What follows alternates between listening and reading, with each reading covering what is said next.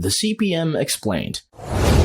To understand what CPM means, you need to get the difference between CPM and RPM.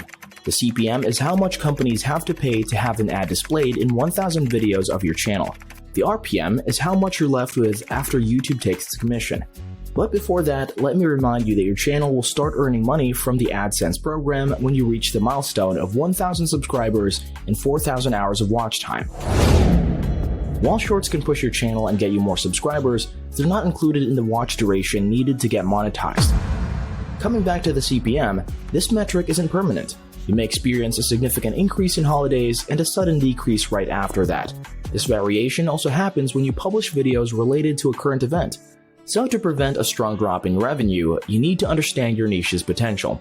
With an averagely low CPM like in the celebrity niche, your channel should target millions of views. However, with a high CPM, even with thousands of views, you can easily make a great income from Adsense. This is the case with the insurance niche. Subscribe for more straight-to-the-point information about YouTube automation. I bet you too have a question. Write it down in the comments below, we'll be happy to reply. If you like this short video, you would absolutely love the following one.